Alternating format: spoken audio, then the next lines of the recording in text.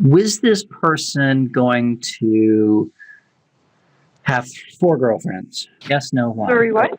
Is this man going to have 4 girlfriends? Have more girlfriends. 4. Well, Not 3, but 4. He's very long why, but they are crossed halfway, which makes me wonder how that affects things.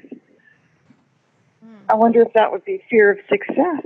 Fear of failure.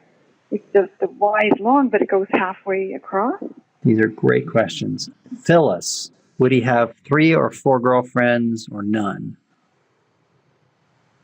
I personally don't think he would have 4 girlfriends or 3 girlfriends, because even though he has a major sex drive, but his imagination is not very grand. I don't think he can handle 3 or 4 girlfriends, and he's got a narrow. That means he would be more into maybe,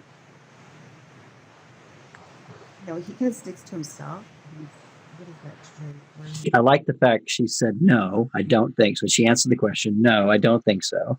And here's why. So you all 3 of us have the same opinion. If you said, would he have 4 lovers? I don't know the answer to that.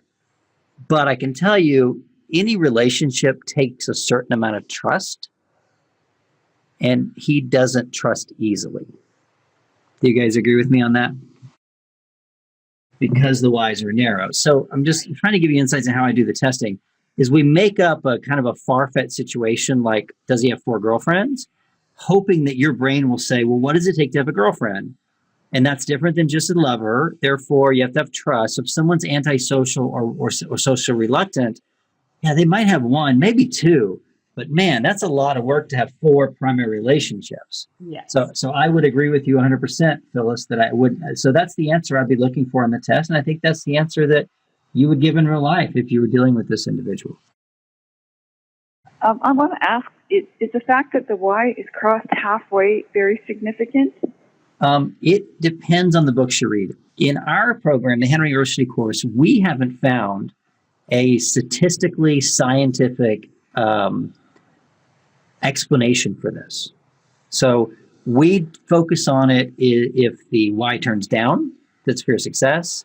One of our teachers, and this might be in the advanced course, Doc, you'll have to remind me since you're in the middle of teaching it, is one of the teachers talks about this was at an exact time in childhood where there was some sort of trauma. Oh, yeah. And they're like, okay, well, let's say this person's 50 years old, halfway would be 25. So somewhere between 25 and 30, this person had trauma. Doc, let me check in with you and see if my memory's correct. Is that what the other books say or the other teachers? Because we don't formally address this as a primary trait. You're correct. It's usually, like you said, you gauge about where it is, and that's some traumatic episode they had partway through their life. Now, I've seen it work with a number, and I've seen it not work. So I don't put credence into it. There's a little truth there. Now, the narrowness there is selectivity. So that's why they only want 1 or 2 girlfriends, because they're very selective in who they pick. Now, they may drop them 3 days later, but they're selective in what they're thinking. Yeah. But otherwise, I don't have any additional knowledge of why it stops there. Well, and that's what we've done. And if you read all the other, and if you're with us, then you're probably making real good progress. The problem is if you read that in some book and you ask 3 people if they had a trauma at age 8, and 3 of them say yes, your brain says, oh my God, it's right. But then you delete all the people that say, no, I don't know what you're talking about. That didn't happen. Because I would argue that 50% of the people you talk to had some sort of perceived trauma between 0 and 15 years old. But it may not be in the handwriting. So I've always been innately skeptical, certain things like mother, father, history, predicting the history of where people came. Because basically you're saying, I'm taking today's history, today's handwriting, today's imprint of the brain, and I'm going to make a calculated prediction of what happened to you 30 years ago. Like that's a big ask. Like that's a really big ask. That's like saying, I'm a doctor. I'm going to look at your bones and tell you how old you are. It's a really big ask. So I prefer to keep things in the time zone of now with a intelligent perspective of what could have happened for this person to end up this way. If someone has no trust and they've got F.A. Writer, I can say, well, what had to happen for someone to be so untrusting and so scared of human beings? Well, trauma, molestation, those are answers that pop up, but I'm not saying it's in the writing. I'm saying as a result of the current situation, here's my best educated guess on how they got there.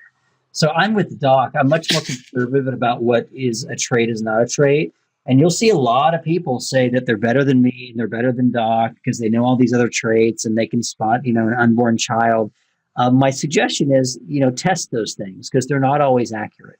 So you won't see the why in the final exam at all, but you might see it in the advanced course because Doc talks about all those theories and you have a really open discussion about how accurate they are. Is that a fair way to approach some of the traits you see in the advanced course, Doc? Yes, in the advanced course, we just take things put more things together and look at things a little more critically about whether it's an angle or a curve or a angle and a curve, both. So it takes a little bit of larger steps so people have a better view of handwriting and can make better decisions on an analysis. Yeah, and then also you're not coming from the perspective of this is always right and this is always wrong, because as you get to sort of the master's level of any program, it's very subjective. I mean, whether you buy a company or buy a stock or not, you could have that conversation for days and you would always be right, until the stock market changes and then you're wrong. So you get into that advanced level, you're really not in the black and white realm. You're in this sort of, well, okay, we got this why. And that's why you have to sort of really master the fundamentals before you get into those conversations.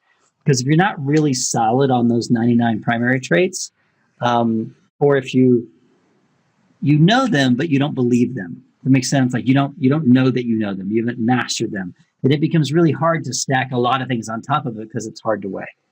And the advanced course takes the knowledge we have, and we might look, say, at health.